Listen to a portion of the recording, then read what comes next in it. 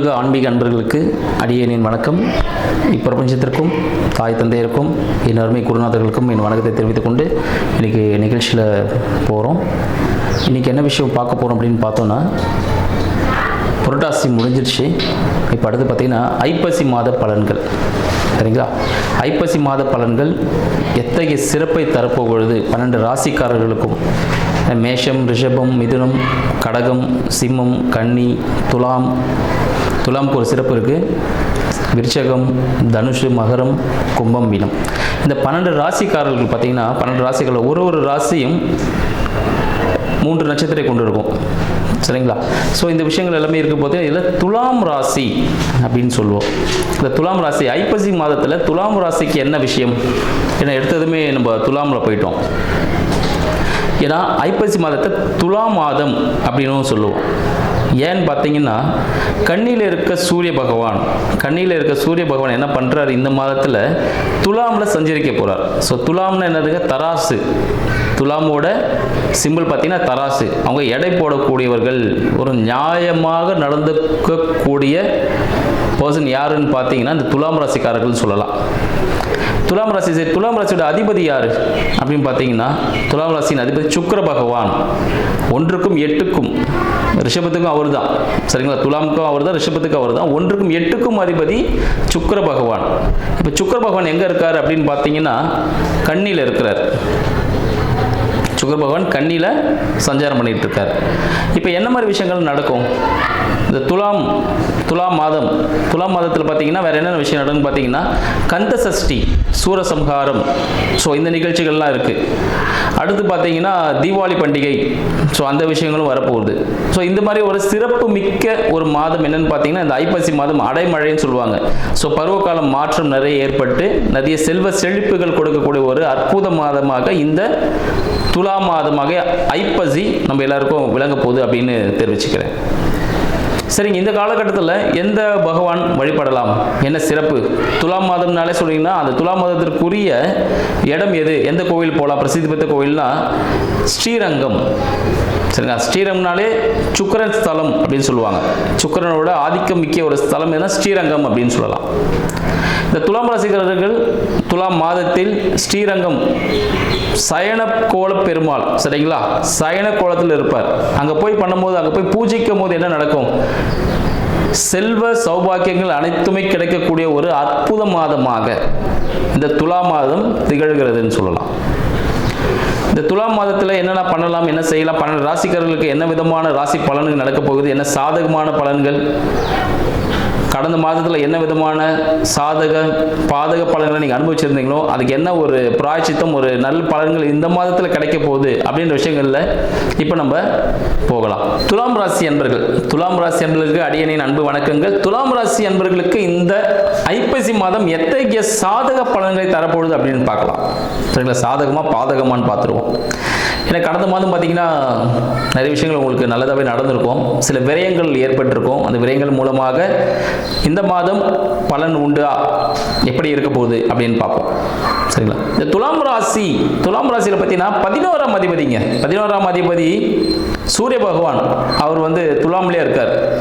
துலாம்னாலே பார்த்தீங்கன்னா இந்த தராசு அப்படின்னு சொல்லுவாங்க. ஸோ எடை போடக்கூடியவர்கள் நியாயமாக நடந்து கொள்ள வேண்டும் அப்படின்னு நினைக்கிறது யாரும் பார்த்தீங்கன்னா துலாம் ராசிக்காரன்னு சொல்லலாம். யார்கிட்ட ஒரு 5 நிமிஷம் பேசியிருந்தாங்கன்னா அவங்களை எடை போட்டுருவாங்க. இவர் ஒரிஜினல் தானா இல்லையா, இவர் கரெக்டாக உண்மை பேசுகிறாரா இல்லையா, அந்த விஷயங்களை ஈஸியாக யார் கண்டுபிடிப்பானா துலாம் ராசி அன்பர்கள் சொல்லலாம். அவ்வளோ ஒரு அறிவு நுட்பமானவர்கள்னு சொல்லலாம் இந்த துலாம் ராசி அன்பர்கள். சரிங்களா? இந்த துலாம் ராசி அன்பர்கள் துலாம் ராசியின் அதிபதியான சுக்கிர பகவான். துலாமுக்கும் அவர் தான், ரிஷபத்துக்கும் அவர் தான் சுக்கிர பகவான். அவர் எங்கே இருக்காருன்னு பார்த்தீங்கன்னா மாதத்தின் முற்பகுதியில் பார்த்தீங்கன்னா கன்னியில் இருக்கார். இப்போ என்ன ஆக போகுதுன்னு பார்த்தீங்கன்னா அவரோட பிரச்சனைகள்லாம் பார்த்தீங்கன்னா ரொம்ப ஒரு ஒரு பணம் செலவு செய்யக்கூடிய ஒரு விதமாக இருக்கும். ஒரு வயிறு சம்பந்தப்பட்ட பிரச்சனையில் ரொம்ப பாதிக்கப்படுவார். கடன் சம்பந்தப்பட்ட பிரச்சனை தீரான ஒரு பிரச்சனையாக இருக்கும். வாழ்க்கையில் மறைஞ்சு வாழக்கூடிய ஒரு அமைப்பை கூட ஏற்படுத்தும். அதாவது ஒரு மறைஞ்சு வாழ்றதுன்னா வெளியே நம்ம தலை காட்ட முடியாத அளவுக்கு ஒரு பெயர் ஏற்பட்டிருக்கலாம். ஒரு கோர்ட்டு கேஸ் சம்பந்தப்பட்ட விஷயங்கள் இருக்கலாம். தீராத பிரச்சனைகளை சந்திச்சுட்டு இருப்பார் இந்த புரட்டாசியில். இப்போ அது எல்லாமே மாறப்போகுதா அப்படின்னு பார்த்தோம்னா இந்த ஐப்பசி மாதம் ஒரு பெரிய மாற்றத்தை ஏற்படுத்த போகுதுன்னு சொல்லலாம். சரிங்களா? இதில் என்ன விஷயம் முக்கியமான பார்த்தீங்கன்னா, பிரச்சனைகள் இவர்களை தேடி வரப்போகுது. இது ரொம்ப முக்கியமான விஷயம். பிரச்சனைகள் இவர் போய் தேடுறது வேற, பிரச்சனை இவர் தேடி வரப்போகுது மற்றவங்க மூலியமாக. அப்போ என்ன பண்ணலாம்? பிரச்சனைகளை தேடி வருமானு கேட்டால் வரும். அப்போ துலாம் ராசிக்காரர்கள் பிரச்சனை தேடி வரும்போது என்ன பண்ணலாம்னா, ஈஸியாக அவாய்ட் பண்ணுறதுக்கு வெள்ளி சம்பந்தப்பட்ட பொருட்களை பயன்படுத்துவதை தவிர்க்கணும். சுக்கிரன் சம்பந்தப்பட்ட விஷயங்களை பயன்படுத்த தவிர்க்கணும். பட்டு ஆடைகளை தவிர்க்கணும். வெள்ளி ஆபரணங்கள் அணிவதை தவிர்க்க வேண்டும் அப்படின்னு சொல்லலாம். சரிங்களா? வேற என்ன பண்ணலாம்? வேற எப்படி நம்ம தப்பிச்சுக்கலாம் அப்படின்னு பார்த்தோன்னா, வாலண்டரியாவே நம்மளாவே போயிட்டு, சரிங்களா, இந்த துலாம் ராசி அன்பர்கள் யாரா இருக்கானோ ஒரு மருத்துவ பரிசோதனை செஞ்சுக்கிறது மிகவும் நல்லது அப்படின்னு சொல்லலாம். இல்லை ஒரு இன்ப சுற்றுலா போயிட்டு வரலாம். வாழ்க்கையில் இன்ப சுற்றுலா குடும்பத்தோட இல்லை நண்பர்கள் மூலமாக ஒரு இன்ப சுற்றுலா போயிட்டு வர்றது மூலமாக இந்த பிரச்சனைகளிலிருந்து தவிர்த்திடலாம் அப்படின்னு சொல்லலாம். அடுத்தது பார்த்தீங்கன்னா, இவங்களுக்கு 2க்கும் 7க்கும் அதிபதியான செவ்வாய் பகவான் துலாம்லேயே இருக்கார். அப்போ என்ன ஆகும்? வாழ்க்கை துணையின் மூலமாக ஒரு வருமானம் உண்டு, குடும்பத்தின் மூலமாக ஒரு சொத்து வருமானம் அமையக்கூடிய ஒரு வாய்ப்பு உண்டு அப்படின்னு சொல்லலாம். பிற்பகுதியில் இந்த செவ்வாய் பகவான் 2ல் போறாரு. அப்போ என்ன போகுதுன்னா, அவருக்கு வாழ்க்கை துணைக்கு கூட்டு தொழில் நண்பர்கள் மூலமாக சிறிய பிரச்சனைகள் வாக்குவாதங்கள் ஏற்படும். நண்பர்கள் யார் என்று அறிந்து கொள்ளக்கூடிய ஒரு மாதமாக, அறிவுறுத்தும் மாதமாக இந்த ஐப்பசி மாதம் விலக போகுதுன்னு சொல்லலாம். அப்போ அந்த வாழ்க்கை துணைக்கு வயிறு சம்பந்தப்பட்ட பிரச்சனைகள், கடன் சம்பந்தப்பட்ட பிரச்சனைகள். அப்போ என்ன பண்ணலாம்? வாழ்க்கை துணை பேரில் ஒரு லோன் எடுத்துடலாம். ஏன்னா எல்லாத்துக்கும் சொல்யூஷன்ஸ் இருக்குல்ல. நம்ம வயிறு வழியில் கஷ்டப்படுறத விட வாழ்க்கை துணை பேரில் ஒரு லோன் ஒன்று, car loan, bike loan, home loan, ஏதாவது ஒரு லோன் ஒன்று எடுத்துட்டிங்கன்னா அந்த பிரச்சனை நம்ம சால்வ் ஆகிடலாம். அடுத்தது 3ஆம் அதிபதி, 3க்கும் துலாமுக்கும் 3க்கும் 6க்கும் அதிபதி எங்க இருக்காரு? 10ல் போற, உச்சம் அடைகிறார். முயற்சியின் மூலமாக, சரிங்களா, முயற்சியின் மூலமாக, தந்தை மூலமாக, சகோதரர்களின் மூலமாக ஒரு சிறிய அழுத்தத்தை ஏற்படுத்தும் அப்படின்னு சொல்லலாம். சிறிய அழுத்தத்தை ஏற்படுத்த சால்வ் ஆகும்னு கேட்டால் சால்வ் ஆகிடும் உடனே. பட் ஒரு அழுத்தம், ஒரு ப்ரெஷர் ஒன்று ஏற்படும். ஒரு சிறிய கடன் ஏற்படும். ஒரு சிறிய தொகை செலவு செய்வதற்காக நீங்கள் எடுத்து வைக்கணும் துலாம் ராசி அன்பர்கள். தாயார் சார்ந்த விஷயங்கள், தாயாரின் உடல்நிலை சார்ந்த விஷயங்கள், சரிங்களா, இந்த ஸ்கின்னு, மூச்சு சம்பந்தப்பட்ட விஷயங்கள் கவனம் தேவை. சின்னதாக ட்ரீட்மெண்ட் எடுத்தனாலும் சரியாயிடும். பட் சின்ன ஒரு ட்ரீட்மெண்ட் தேவைப்படும். அதை நீங்கள் கவனம் தேவை அப்படின்னு சொல்லலாம். அடுத்து உங்களுக்கு குழந்தைகள் சம்பந்தப்பட்ட விஷயங்கள், குழந்தைகளுக்கு இந்த காலகட்டத்தில் சிறிய சிறிய உடல் உபாதைகள் ஏற்படக்கூடும். என்னங்க எல்லாமே நெகட்டிவாகவே சொல்லிட்டு இருக்கீங்க, ஒரு பாசிட்டிவே இல்லையா அப்படின்னு கேட்டிங்கன்னா, குழந்தைக்காக காத்து கொண்டிருக்கூடிய துலாம் ராசி அன்பர்களுக்கு மருத்துவ உதவியோட குழந்தை பாக்கியம் கிடைக்க போகுதுன்னு சொல்லலாங்க. இது நல்ல விஷயம் தானே. குழந்தை பாக்கியம் கிடைக்க போகுதுன்னு சொல்லலாம். துலாம் ராசி அன்பர்களுக்கு மனதிற்கு பிடித்த ஒரு வேலை கிடைக்க போகுதுன்னு சொல்லலாம். மனதிற்கு பிடித்த வேலை, நீங்க எல்லோரோட மனசு ஜெயிக்க போறீங்கன்னு சொல்லலாம். உங்களுக்கு எல்லாமே வெற்றி கிடைக்கிறதுக்கான வாய்ப்புகள் உண்டு. இந்த துலாம் ராசி அன்பர்களுக்கு ஐப்பசி மாதத்தில் வெற்றி கிடைக்க போகுது. நீங்க செய்யக்கூடிய வேலையில நீங்க தான் டாப் மோஸ்ட் பர்சனா இருப்பீங்க. இது உங்களுக்கு ஒரு ஹை லெவல் ஒரு ப்ரமோஷன் கிடைக்குமான்னு கேட்டீங்கன்னா இந்த காலகட்டத்தில் கண்டிப்பாக கிடைக்கும். வேலையில் நீங்கள் தான், வேலைன்னா வெள்ளைக்காரன்னு சொல்லுவாங்கள்ல, அதுபோல் வேலைனா துலாம் ராசி அன்பர்கள் தான். இவன்கிட்ட கொடுத்த வேலை முடிஞ்சிருப்பா அப்படின்னு ஒரு நல்ல பேர் எங்கே கிடைக்க போகுதுங்கிறது நீங்கள் வேலை செய்கிற இடத்துல கிடைக்க போகுதுன்னு சொல்லலாம். அடுத்து உங்கள் தந்தையின் மூலமாக, சரிங்க, தந்தையின் மூலமாக ஒரு சிறிய உடல் உபாதைகள், தந்தைக்கு சிறிய உடல் உபாதைகள் ஏற்படுவதற்கான வாய்ப்புகள் உண்டு. இதில் உங்கள் வருமானம் சிறிய ஒரு கரைவு ஏற்படும் அப்படின்னு சொல்லலாம். தந்தையின் உடல் உபாதைகள் சார்ந்த விஷயங்கள் கொஞ்சம் கவனம் தேவை. தந்தை ஸ்தானத்தில் இருக்கிறதும் கவனம் தேவை. இதை வேற எப்படி நம்ம மாற்றிக்கலாம்?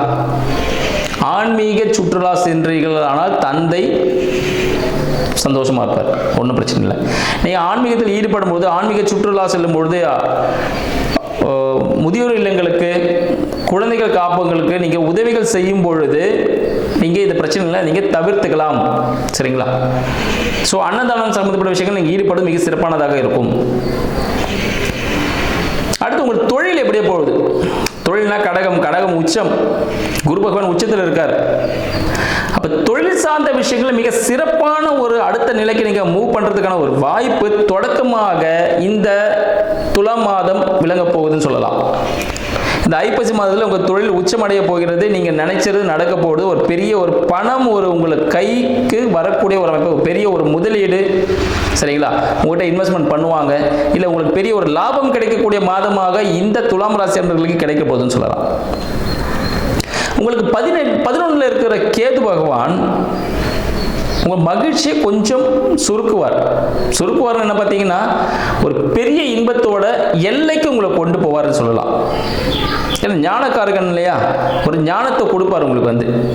நீங்கள் எந்த அளவுக்கு போனீங்கன்னா ஒரு ரொம்ப இன்ப நிலையில் இருப்பீங்களோ அந்த அளவுக்கு உங்களை உச்சத்துக்கு கொண்டு போகக்கூடிய அமைப்பு 11 இருக்கக்கூடிய கேது பகவான் கொடுக்க போறாருன்னு சொல்லலாம். 12ல் இருக்கக்கூடிய சுக்கிர பகவான் என்ன பண்ணுறாரு, மாறிடுவார். அப்போ என்ன ஆகும் பார்த்தீங்கன்னா, உங்களோட பிரச்சனைகள் எல்லாமே சால்வ் ஆக போகிறது. விரயமாக இருந்த விஷயங்கள் எல்லாமே, சரிங்களா, சால்வ் ஆகிட்டு ஒரு நல்ல விஷயத்தை உங்களுக்கு கொண்டு போக போகுது அப்படின்னு சொல்லலாம். இத்தகைய சாதகமான பலன்கள் உங்களுக்கு கிடைச்சிட்டு இருக்கு. சரிங்க, அப்போ நான் என்ன பண்ணால் எனக்கு இன்னும் பாசிட்டிவாக நடக்கும், அந்த பிரச்சனை தவிர்த்துக்கலாம். ஏன்னா நம்ம ஒரு பிரச்சனையும் சொல்லிட்டோம், அதுக்கான சொல்யூஷனும் சொல்லியிருக்கோம். சரிங்களா, சரி என்ன பண்ணலாம், என்ன பண்ணால் நம்மளுக்கு சாதகமான விஷயங்கள் நடக்கும்? பிரத்யங்கரா தேவி வழிபாடு செய்வதன் மூலமாக, சரிங்களா, பிரத்யங்கரா தேவி வழிபாடு செய்வதன் மூலமாக உங்களுக்கு என்ன கிடைக்கும்? ஒரு சாதகமான விஷயங்கள் இந்த ஐப்பசி மாதம் விளங்க போகுதுன்னு சொல்லலாம். துலாம் ராசி அன்பர்கள் மறக்காம பிரத்யங்கரா தேவி வழிபாடு பண்ணுங்க. வாழ்க்கையில் வெற்றி பெறுங்கள். நன்றி, வணக்கம்.